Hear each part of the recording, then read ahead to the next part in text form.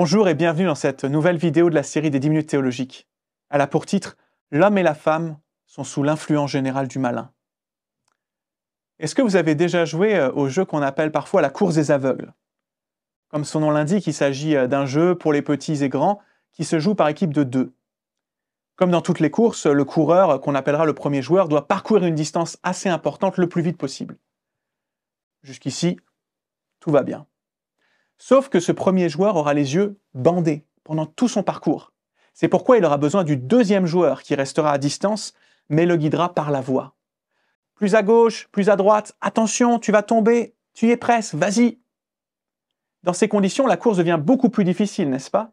Le premier joueur n'a d'autre choix que de se confier au second, puisqu'il ne voit rien, et le second doit s'efforcer de donner de bons conseils au premier.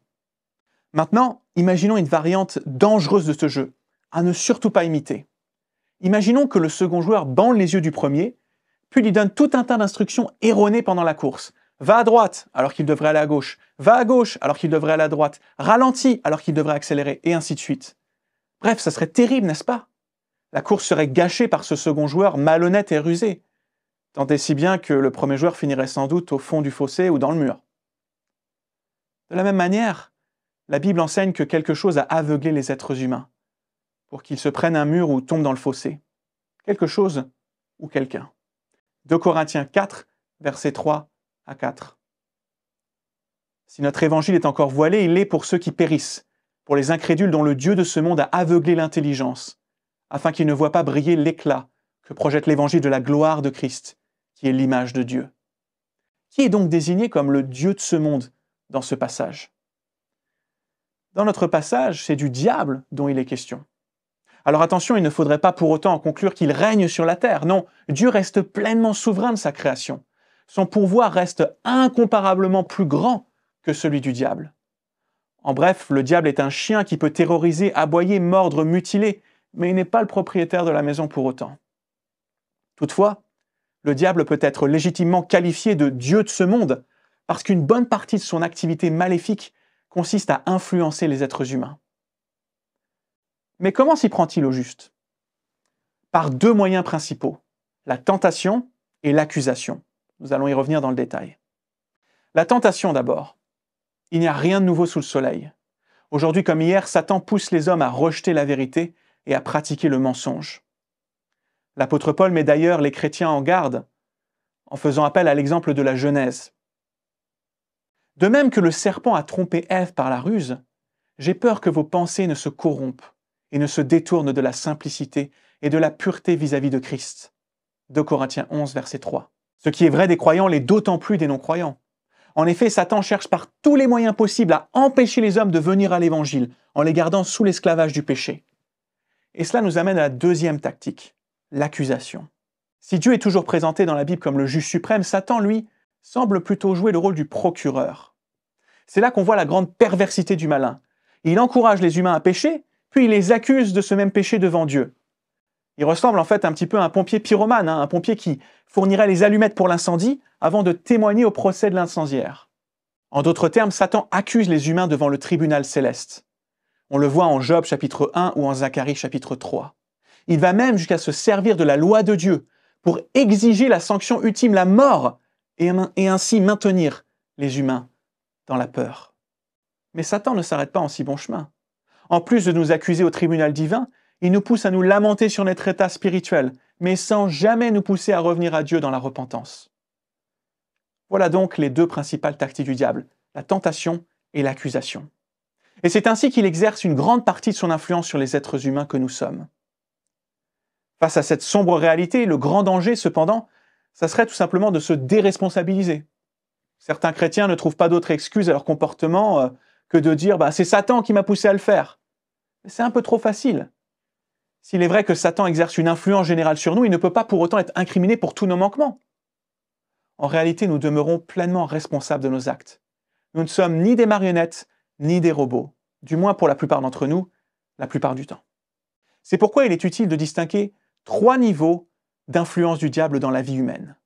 Il existe d'abord l'influence générale du malin, nous l'avons décrite précédemment dans cette vidéo. Il existe ensuite, deuxièmement, l'oppression démoniaque.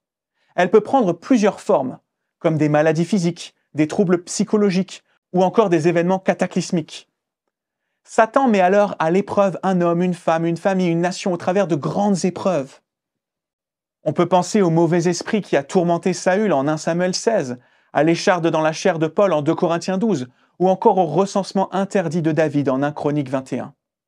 L'oppression démoniaque existe et elle a souvent des conséquences dramatiques.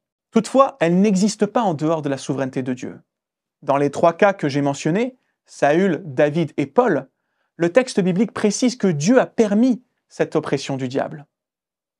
De plus, toutes les maladies physiques, les troubles psychologiques ou les événements cataclysmiques ne sont pas toujours imputables à Satan.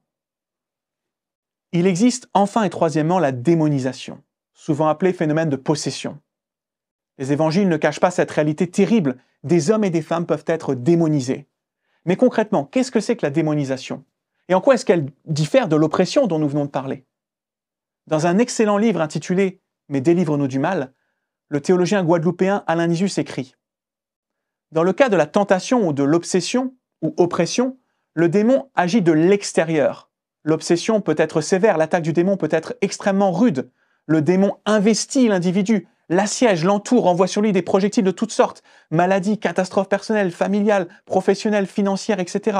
Cette oppression, entre guillemets, n'est pas encore identique à une emprise intérieure.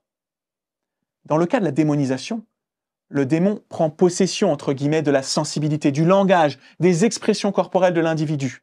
Il demeure dans son corps et s'en sert comme d'un instrument. » Fin de citation. Après avoir examiné les différentes tactiques du diable et ses différents degrés d'influence, peut-être que certains d'entre vous pourraient prendre peur ou bien sombrer dans la paranoïa. Mais n'ayez pas peur, ne soyez pas effrayés. Comment échapper au diable et à son influence néfaste sur nos vies? Comment vaincre cette peur? La bonne nouvelle, c'est que le Fils de Dieu est venu dans le monde pour détruire les œuvres du diable. 1 Jean 3, verset 8. Au cours de sa vie, Jésus n'a laissé aucune prise à Satan et aux démons. Il a même réussi là où Adam avait échoué. Face à la tentation au désert, il a résisté au diable en plaçant sa foi dans la parole de Dieu. Tout au long de son ministère terrestre, Jésus a délivré les captifs de Satan en enseignant la vérité de la parole de Dieu, en guérissant les malades et en chassant les démons. Face à l'opposition des religieux de son temps, il a exposé les œuvres des ténèbres et il a pratiqué les œuvres de la justice. Mais c'est à la croix que Jésus a remporté la bataille décisive contre notre adversaire. C'est à la croix que Jésus nous a libérés de l'esclavage de Satan. Écoutez cette merveilleuse nouvelle.